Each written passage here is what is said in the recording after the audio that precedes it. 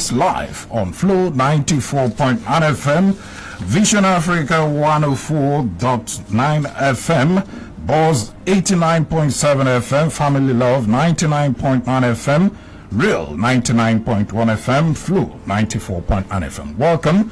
Of course, you know, on the 18th of March 2023, Abians once again will be coming out in their various polling units to cast their ballot with the aim of electing their governor in the next 4 years. So, do you have your PVC?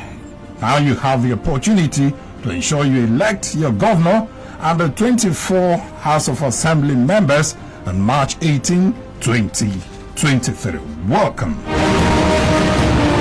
On today's edition of the special interview program, based on popular demand, we have coming back or making a return to the program, the APC chieftain and the APC governorship candidate for the March 18, 2023 governorship election in Abia State, a journalist and a publisher. High Chief Ikechi Emenike is making a return on the program. Good morning, High Chief, and welcome to the program.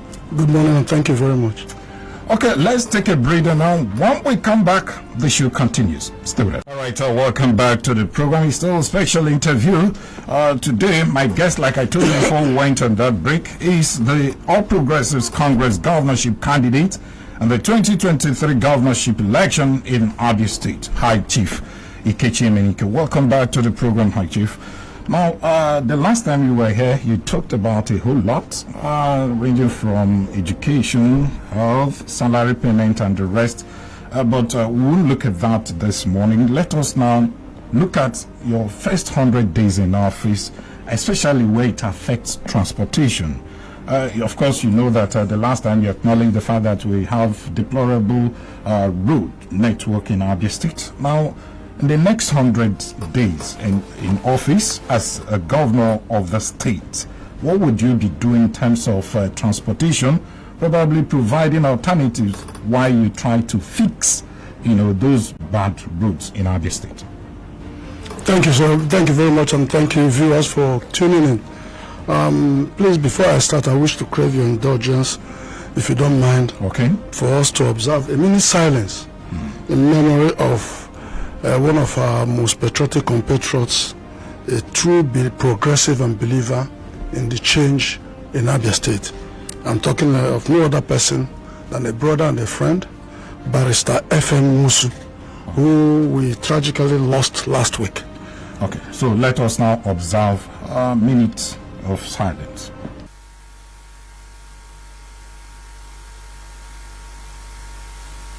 Perfect peace. Amen. Okay, so may the departed rest in peace. Amen. Okay, so to the question I asked earlier, what will be your programs for the next 100 days in terms of transportation? Like I said, of course, you acknowledge the fact that the roads are bad in Abia State. So let's look at what alternatives you will be providing while you try to fix the road in terms of transportation. Certainly, transportation is at the heart of any modern society, and like I said in my previous outing here, we are going to adopt a holistic approach to the development of Abia. If I single out transportation and say we are going to focus on just transportation, and I will not be doing justice to the aspirations and dreams of Abians. Of course, transportation will be key. The chaotic nature of our cities, of our roads, of our communities, we must attract attention. I mean, you can't develop a society without first addressing the fundamentals. So if you come in and adopt this attitude of first 100 days, you may miss the point. My attitude will be from day one, we're going to look into our manifesto and tackle everything we've listed there simultaneously, including transportation, where today it's like the only major means of transportation in Abia is either you use dilapidated buses for intra-city travel or you use keke. The tricycle people are talking about, we'll start from day one and modernize them and give opportunity for Abians to enjoy a better life. Okay, now to the issue of water, because I listened to you the last time when we had this discussion. You talked about water, briefly, but I want you to look at it critically this time. Water, they say, is life. So for every Abian who is listening now, or who will be going out to vote for you on Saturday, they want to leave. Therefore, the water should be available for them, especially those ones that do not have what it takes to drill boreholes in their various residential areas and the rest of them. And as well, public utilities. When you look around, it's obvious that we're lacking them in Abia State. What's your plan? Yeah, if you notice, I said, even in my manifesto, that we are going to, as much as possible, create ministries that serve Abia. Much of our ministries are derived from the colonial base, where you have Ministry of Establishment, Ministry of Labor. I'm not saying those ministries are bad. After all, you have Ministry of Finance, Ministry of Commerce and co. But an impending challenge across Africa, across even much of the world, is water. There's an impending water scarcity coming. And if you look locally, I don't know where you come from, but you would have noticed that most of our streams are even drying up, which is a huge problem. Much of the migration you find around Igbo land, Africa, are people following sources of water streams. And those streams you find today are drying up. So we must go to their sources and renew them, get our streams back to life. And boreholes are symptoms of failure of government to provide potable pipe-borne water to communities and to households and industries. So which is what we are going to focus on. That's why I made it very clear that we're going to have a special ministry for water resources and energy, because you have those two main problems, water and electricity, challenging to our community in this modern day and age. So it's very strange that maybe 60 years ago, water, Abia, most of the cities had pipe-borne water, and today they have none. They are serviced by either boreholes or water tankers. That will be a thing of the past, because let's face it, instead of having clusters of private people providing their own water, why not aggregate and congregate them in water reservoirs, water schemes, and serve the entire community, which is what we're. And if you notice, even in around Nomoya, there are about 3 water reservoirs that are completely lying fallow. And we have water corporation here. I don't know, are you going to work with them, or you will just overhaul that corporation? No, certainly you are going to, you don't know their challenges. First, you are going to fight their challenge, but the bottom line is that you will still work with something called water corporation. Okay. There's going to be a water board. There's going to be water firms that will supply water to people. We're going to modernize and accord priority of place to water in the state. And I can tell you a lot of other states will borrow from it, because in the next 10-15 years there's going to be huge water challenge. And the World Bank, the United Nations have noticed, I'm sure you know, there's a day reserved for water. And there are huge international funds now for water projects. Even if you go to countries like Japan, countries like even Canada, they have international water assisted programs where they may not give you cash, but they can provide you with basic water reservoirs and what. Even China has started doing that too. So we must be able to identify some of those international sources and tap into them, so that we can provide water for our citizens. But the key thing is that after our 4 years, no Abian will carry bucket on his head looking for water. Now let's look at the issue of power. Energy, that is power supply in the state. We are still depending on the normal EEDC and the rest of them. They say they have generated 2,000 channel to the national grid and the rest of them. But just recently, the state government also came up with the geometrics in Abia, and I don't know how functional that is. What will you do in terms of providing alternative for power supply for Abians? First, I don't think the geometric is a state government project. I think it's an individual initiative, perhaps in collaboration and support of the state government and even the national federal government. But electricity, to a large extent with water, remains the base of life. And nothing can work here if we don't tackle the issue of water and electricity. Even the hairdresser, the private shops, the vulcanizers, the people who do basic artisans, they need electricity to function. And where you just think for a minute and imagine all the small generators you have. If you pull the entire energy they generate together, how the state will be. the state will be more quiet, there will be less pollution, and there will be synergy. But then, I'm sure you know, from the small 5 kVA generator to the big dams, it's still generating sets. So why can't we pull resources and provide some of those things? So which is what we're going to do. And you know, we've not tapped with almost the biggest source of natural energy we have, which is the sun. Okay. You know, to have solar panels. We have sun almost around 12 months of the year.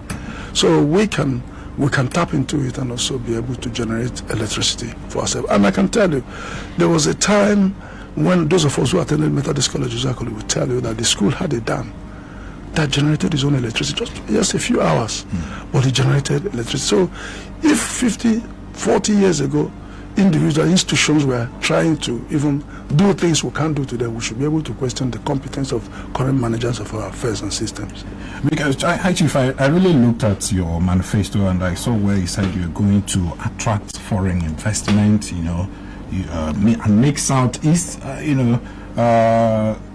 capital, Abia State diplomatic capital of the Southeast to attract and siting of major consulates in the state. Those things can be achieved when you have steady power and the rest of them. But then again, how do you intend to go about that? Yes, we know that your wife is, a diplomat based in US, but is that how you're going to leverage on that to attract this foreign investment and the rest of them? Yeah, certainly. My wife is an ambassador and Nigeria's ambassador to the United States. But even without her being an ambassador, that is the right way to go. Okay. Because if you look, if you're born a Yoruba person from the southwest Nigeria, you can live a comfortable life and say you just want to be self-sufficient within the southwest and live your life. If you want to travel abroad, you secure visa in Lagos, enter international flight and travel. You don't even know, I'm sure you know there are a lot of Yoruba people who have never come to the East. There are a lot of Northerners who have never come, may never come. If you are a Northerner, you can also secure visas in Kaduna. There are a lot of consulates in Kaduna, or even Kano. There are international airports in Kaduna, in Kano, Maiduguri, and Co. What of Southeast? So, and if you go to the United States, I hope you know, Nigeria has 2 consulates about to open the 3rd one. There's a consulate in Atlanta, there's a consulate in New York, and you have a consulate in San Francisco, which are about to open. So why can't we have, this country has always been based on a tripod. But gradually, through our negligence or ignorance, we have tried to assume that Nigeria stands on 2 legs now. So if you can have consulate, of most embassies have consulates in Lagos, they have in Kaduna, they have in Kano, despite their presence in Abuja. So establishing consulate in Umuahia will be attractive, and I can tell you a lot of foreign missions will buy into it. They need it.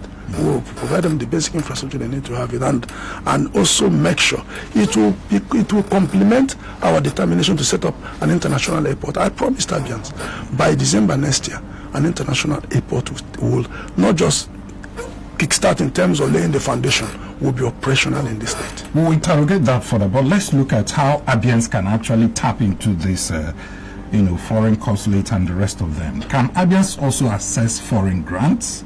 No, of course, certainly. The major challenge you have in the global financial setting is finding out the absorptive capacity, what they call absorptive capacity of those demanding these, what I call some of these grants or non-liability funds.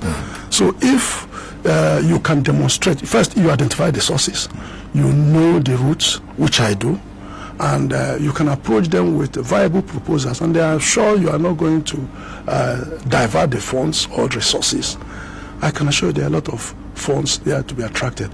Importantly, people don't know that annually that the funds retired, the funds in other words returned for lack of demand, effective demand. Demand is not just saying you want it. Demand that you must demonstrate you want it and you have capacity to utilize it when it is given to you.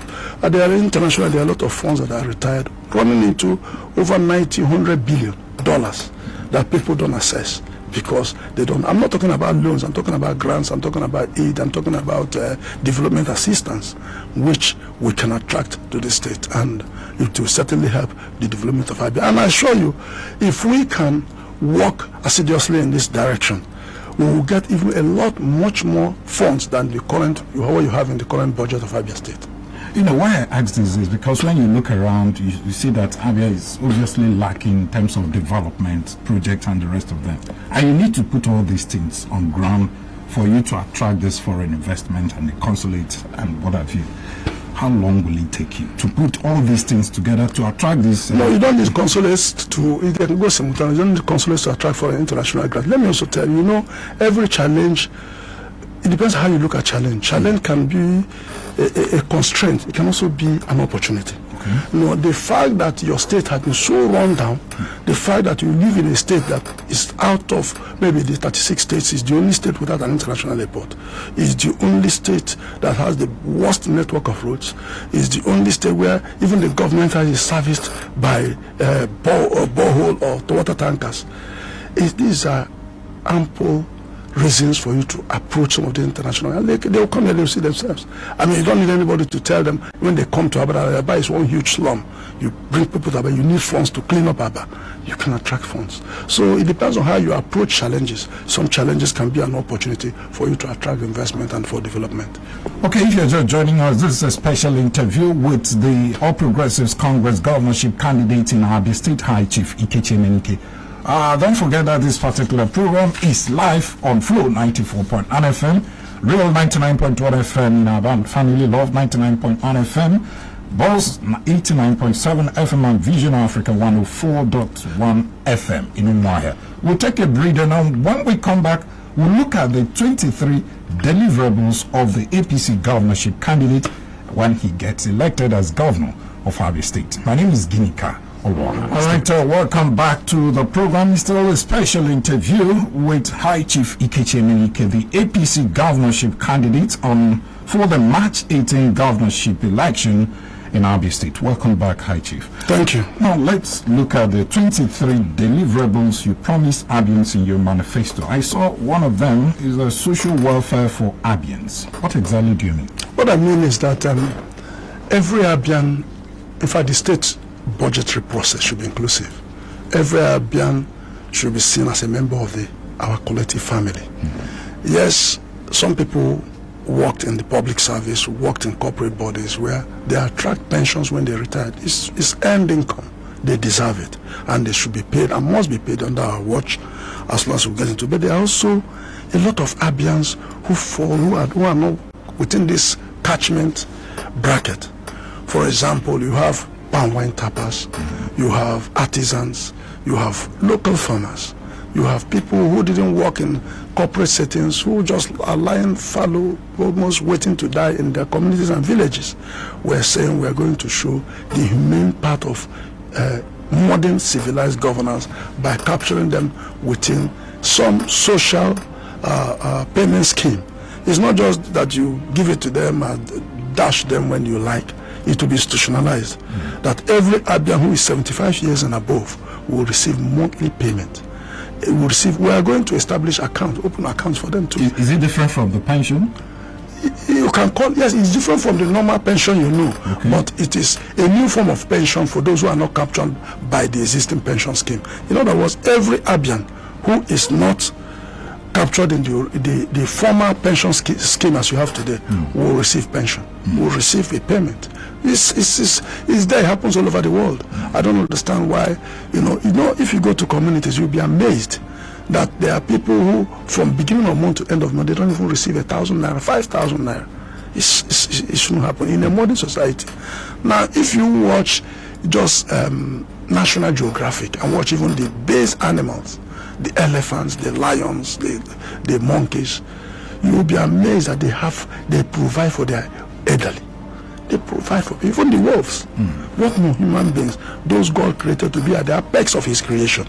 Yet we still and think it's normal for somebody to serve community, maybe as a local shop owner, a local trader, a local businessman, and then when you're 75, 80, and no form of income come to you. What if you don't have children that care for you? Society must care for those people. And of course, people will say, where will you get money to do all those things? And I just laugh and tell, look deeper. You don't even have to look too deep. and you will discover that some of these people can still be taken care of. And they will also help to re-energize the local economy. Because if you pay somebody, say, monthly stipend of 10,000 naira, and he's not going to look to start importing anything, he is likely to patronize the local agidi seller, local akara seller. He will patronize the person who sells granules. Even snuff, those who hawk snuff in the market will be patronized, and therefore the local economy will be energized and the well will be rolling, optimally. Will the youth be part of this arrangement? No, are you saying we should pay youth pension? No, it's maybe stipend, because I saw it in. No, youth cannot. If you can't pay youth pension, you provide them opportunities. Okay. You provide them employment. You provide them scholarships. Those who are smart want to go to. You provide them entrepreneurial skills. Youth feed society. Youths work. They have youthful energy. With that energy, we are going to channel to productive use. So every youth in Abia State, look at my manifesto. 70% of the manifesto talks about youth empowerment, youth engagement, youth opportunities. So there will be opportunities for you both locally in Abia, nationally and internationally. So all the youth, that's what I said last time I came here. On the inauguration day, I will have a space between the first or second paragraph of my speech to apologize to Abia youth, because they've really been dealt the wrong hand.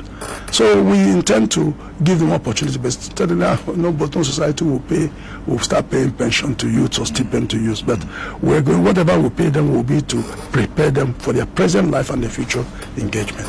Now, actually, if you know very well that the issue of civil service redundancy is becoming so it's a menace all over the country. Civil service redundancy is becoming a menace all over the country. In Abia State, it's not a different story. It's still the same thing. Now, the civil service is the engine room of every government. For your government to succeed, you must have a very efficient and a civil servant that is very functional.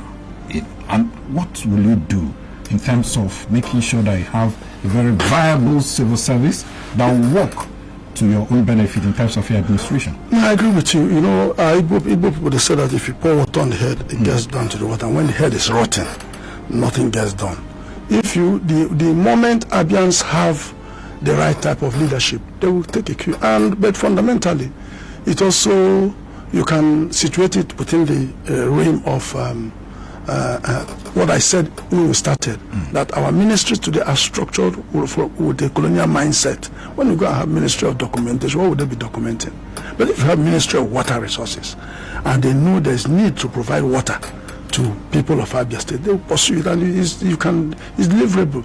It's also accessible, and you can also quantify it. If you have Ministry of combines with electricity, communities are not connected to electricity, you must provide them with these are quantifiable.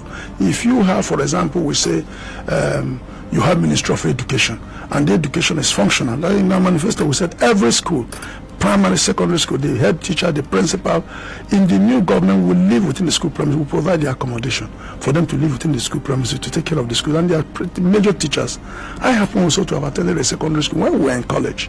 I assure you, both our gate men, the gate men, the security, the cooks, everybody had accommodation within the school and do one or two things. But some of these ministries can now be aligned with the government. But what is more fundamental is that there will be a new reorientation. We are going to also retrain these people, retool them, and get them to serve the people of Abia and demand performance. And you see, when you are a governor and the people around you know, you won't take nonsense. When the people around you know that you are going to demand the best, even as much as you provide them with the right tools to work, they will work to the benefit of Abia and the government. Well, the people can only believe you when you say you will not take nonsense. When they see something, in practical terms, working to make sure that they do not relapse, will you have set up a kind of task force committee, especially in local government? I understand that most of them come to work once there's issues, it's about time to pay salary and the rest of them. What would you do in this regard? I don't like the concept of task forces. I don't like it's too ad hoc, it's too primitive. It's just a kind of, so maybe you have something else that will check these people and make sure they do. Look, if you appoint the right commissioners, if you appoint the right people, if you set up a system that can you tell me what a developed country in the world work with task forces? You have to allow, if you engage people, let them do the work. These tax forces are also going to be manned by human beings. Why don't you get those human beings to be part of the mainstream, integrate them into the system, and remodernize them? I'm not going to have tax forces anywhere. People, the ministries will be structured, encouraged, empowered, strengthened, retrained, and retooled to work for the people of Abia State. What about the local governments? Those are the ones you just talked about should be in the ministry. The ones at the hinterland, the local government. How will you ensure that? No. The local governments are, as they function today, is a function is derived from the way even the state government and the Nigeria relates to them. There was a time local government served the people. So today, when you have a local government, they have an allocation of say 100 million, and somebody deducts it, and you give them 50 million. What do you expect them to do with 50 million?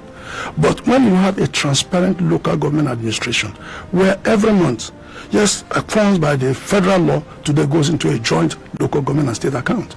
But you make sure their monies are delivered to them publicly. Publicly, the commissioner of local governments will publicly deliver their money to each local government chairman, public, intact, and nothing will be. And before in a ceremony, before they receive the next allocation, they will reel out what they did with the last one. So when you don't tamper with their funds, I mean, certainly they'll be more responsible.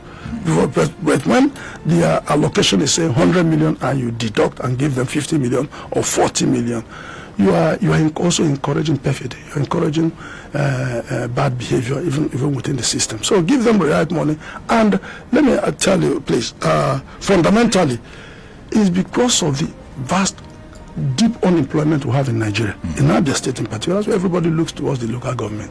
When you create other opportunities, when you establish what I call building blocks of development, when you establish institutions that can employ people, less and less people will be attracted to local governments, and local government will have a breather to now do what they are supposed to do. Because everybody that just now goes to, if you ask anybody, or employment, if you talk to anybody, says, no, give me a job in the local government, because that's the only place where people can go to and even find a miserable stipends for existence. But when you provide more viable options, a lot of people will want to go to local government. Local governments will be better for it. So, High Chief, Abians are listening to you. Are you promising Abians that you allow the local government system to run independently? Certainly. Without interference from the state government? Certainly. I mean, if the ministries will be allowed to run, what more local government? Local governments are semi-autonomous entities. They are like smaller micro states, as it were. So if the ministries under the governor will be retooled and encouraged to run the more local government have their responsibilities, and the only way to go both in this country and in this state and in other states of Nigeria is to encourage local governments to run independently. Of course, there will be a lot of checks. There are ways you check local government. For example, you tell them, I don't want to see any debt on the road. I don't want to see bush crowding and trying to overtake the roads. You make sure. I don't believe that a state cannot exist without debt.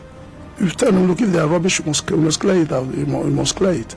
You establish basic standards across board. There are minimum standards, that must benchmark, that must be established. Once they fall within that, then why bother them? So I can tell you for free that I will not, for any day, any reason, any time, interfere. There are too much to be done.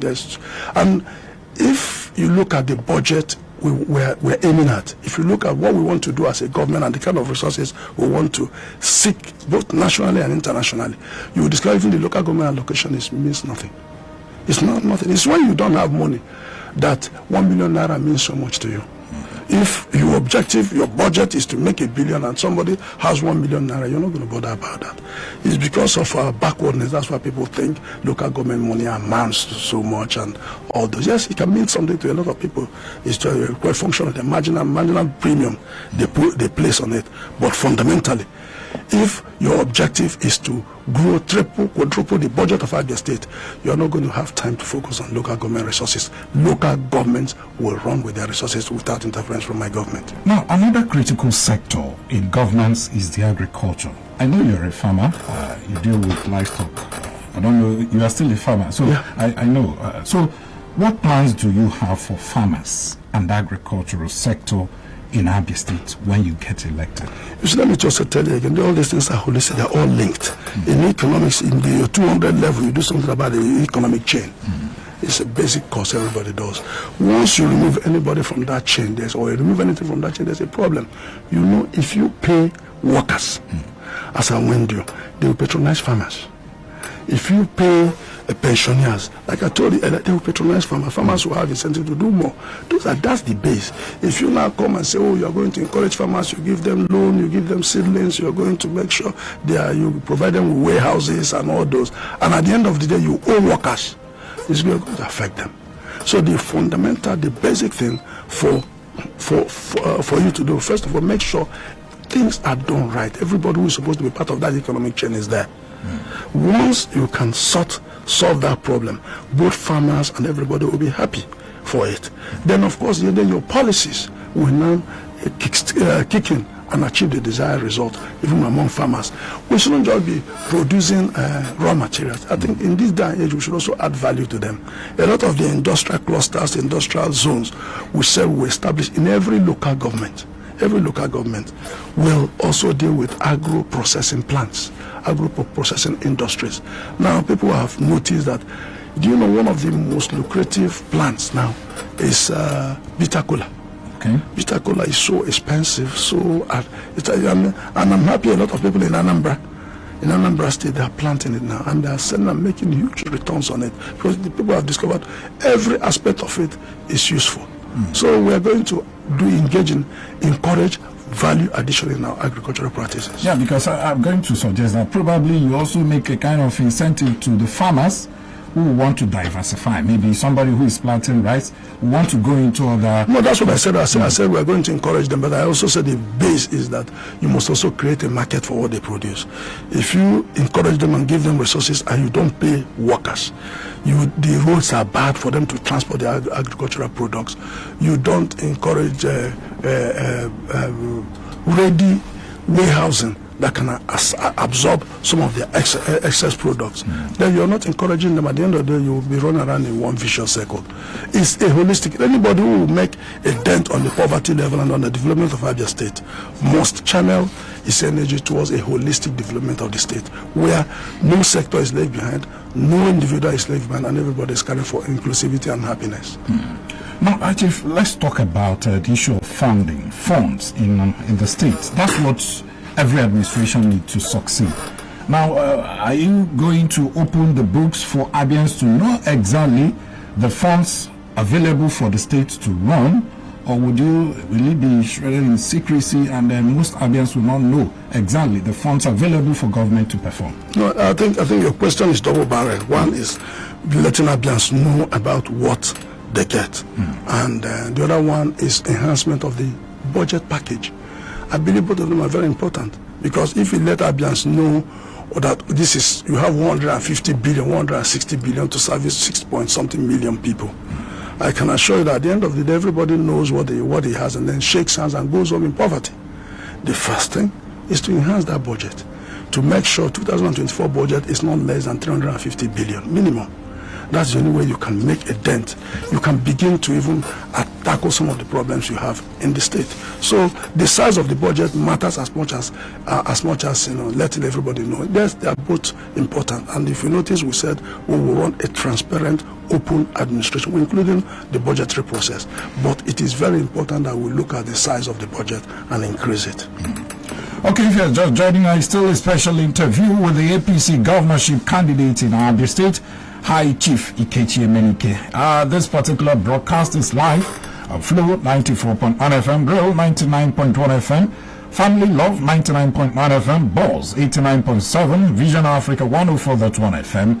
In a while, we'll take another break now. When we come back, we'll open the phone line so you can be part of our discussion this morning. All right, welcome back to the program. It is now time for you to be part of this discussion. Like I always say, we're having a very decent conversation here. For you to be part of this discussion, you must also be civil in your contributions. The numbers to call are 080-8182-6949 or 08116052949. You can also send your SMS on 090-651-08289. Hello, good morning. Good morning, Emenike. Good morning, welcome. Good morning, Chief. Hi, Chief Ikechi, Emenike, sir. Yeah, thank you. Good morning. I'm Ŵith, I'm calling from Abia. Welcome. Go ahead. I'm an Abia. I want to thank you for to tell Abians what you're going to do for us if elected as the next governor of the state. I'm trying to ask a few questions to you. That I believe that you're a strong member of APC in Abia State. And moreover, like what you said, you are a good friend of Mr. Muhammad Buhari, who is the president of the country today. The issue of I expected you to talk about the issue of our brother Emenike, who has been held captive of what he didn't do by the same government. That's one. Two. Some of the new federal conditions. What are your plans as a government that has been in power from the end? Just talk about it here no more. Nothing has happened to it. So I believe that you have started. Okay. Thank you so much, Hussein Manode. Hello, good morning.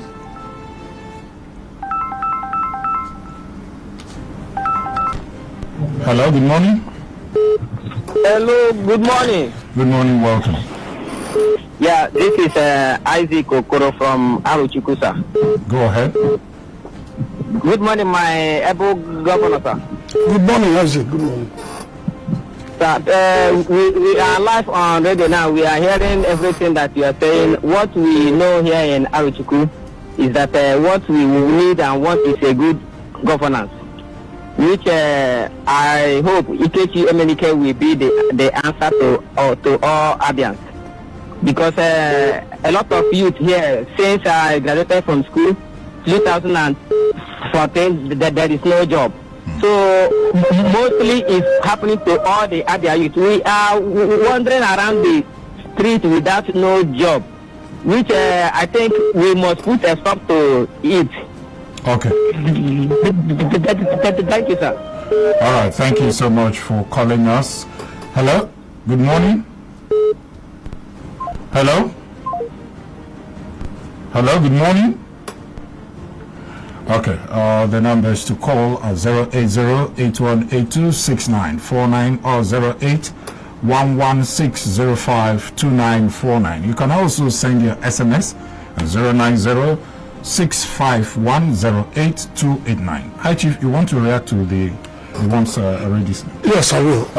The first caller talked about my closeness with President Muhammad Buhari, which is quite true, and what I'm doing about the issue of our brother Emenike.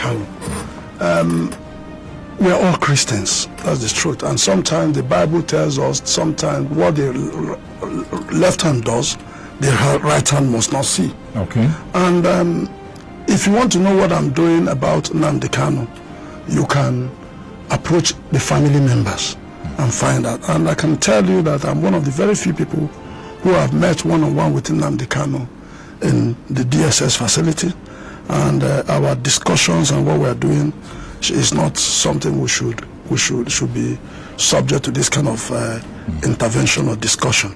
But I've met him, and I can tell you that a lot of people are involved and geared towards an amicable resolution of some of the challenges there. Okay.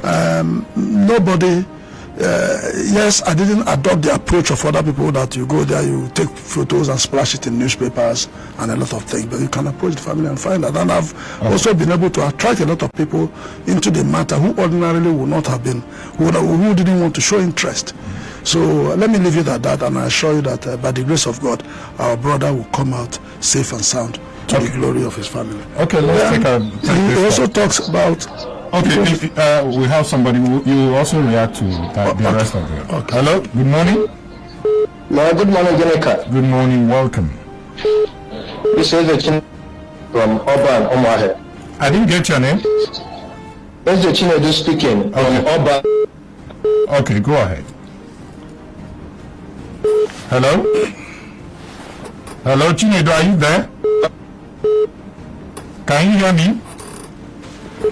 Okay, I think we lost. So the other issue is about federal rules. I find it a bit strange because if you ask me, they know that in 60 years of PDP, not a kilometer of road was started in Abia by the federal government. Okay. It's under this same Muhammadu Buhari, this same APC government that Enugu to Aba and going towards Port Harcourt has been completed, and people can do that journey in an hour. I mean, if you go to the Ikuano road to Akwa Ibom, you go there and see to the work has reached advanced stage, and nothing. Those roads were impassable under the previous regime. This government has done it, and if you look and ask yourself, there are several parts of this state where, for the first time, they had time since man was created, and it was under Buhari government. The PDP government for 16 years played politics with Second Niger Bridge. This government has done it. I mean, people can always make all kinds of fabulous claims, but this government has been able to demonstrate that it can at least do something. There's still a lot to be done, no doubt about it. But I want people should ask questions, judge this government based on what you have on ground, not based on insinuation, not based on biased point of view. This government in 8 years has done by far more in terms of infrastructure for the Southeast than the previous PDP government did in 16 years. Then if you look, of course, Isaac Okoro from Arochu talked about youth unemployment. That's what I think we've spent a lot of time talking about, youth unemployment. Isaac, I want to reassure you and reassure all Abia youths that job and help is on the way. From May 29, you're going to see a lot of Abians youths will no longer be on the streets, including those who are underemployed, because a lot of them now, for want of what to do, resort to driving motorcycles or tricycles. I made them a promise last time that we'll give them better jobs. That's why I told you, we will not ban Okada or ban Keke will ban itself. We'll give them gainful employment. At the end of the day, your parents, your family will be proud of you. Okay, let's take another call now. Hello, good morning. Hello, good morning. This is Chris Anyanwu from Urban World. Welcome, Chris. Yes, Chris Anyanwu from Urban World. Okay, go ahead. I want to commend Ikechi Emenike because ever since I came across his manifesto and saw that 70% of his plans are solely on youth. He has a very good plan for the youth. I'm here to tell you that all of us in Urban World are going to vote Ikechi Emenike or nobody else because he has the big the youth at heart, and he is ever ready to deliver. And on his mandate, we shall all stand. Thank you very much. Thank you so much for calling us. Okay, let's see if we can take another call. The numbers to call are 080-8182-6949 or 08116052949. Can also send your SMS on 090-6510889. Hello, good morning. Good morning. Good morning, welcome. Welcome to Prince on the line, sir. Welcome, go ahead. I've listened carefully on what I have said, and it's already targeted to the youth. I believe he will rescue and develop on his mandate I stand. Back up from Omar. Thank you so much for calling us. Let me see if we have some SMS on our SMS line right now. Okay, it's a good morning, our guest in the house. This is Kalicha from Ikwan. He said, my question, what's your plan to the village of your late APC chairman and the person of late Eni Habo? Hi, Chief. Yeah, should I take that? Yes. First, let me begin by thanking Chris Anyanwu and assure you that I will not let Abia youths down, neither will I let the adults. Our programs are verifiable, they're in black and white, and we can be held to account based on what we have there. And even the other gentleman that called from Umuahia, and it's in the same direction. We are determined. All our programs and projects are well thought out to execute. And to the last caller, Ikechi talked about what I would do for Eni Harbor. Yeah. I'm sure you know that Eni Harbor has a special place in my heart. Eni Harbor was part of this movement, and there's no way we will ignore him. Let's leave that. You are going to see, by the grace of God, we'll get there. We will do all to immortalize his name and his community, and the other communities in Abia will not be left hanging. Now let's take another call. Hello, good morning. Hello. Hello, good morning, welcome. Yeah, hello, good morning. Good morning, welcome. What's your name? My name is Linda Carlo. Okay, from where? From Abba. Okay, go ahead. Okay. My question is, in Abba Center, I'm seeing two people contesting one party with contesting same thing in APC, Abba Center. So I want to know if the two candidates, because they are confusing us. Okay. About state constituency. Okay. All right. Thank you so much. Yeah, thank you, Linda. There should be no confusion there whatsoever. What you're voting is the logo of the party. You're voting for APC. And the logo of the party is the broom, Ebe Esere Aziza. Vote for Ebe Esere Aziza. Those matters are in court, and the court will amicably resolve them. APC is one family, and so far, you know that the candidate APC has in Abia Central is Lady Jane Ebuatu.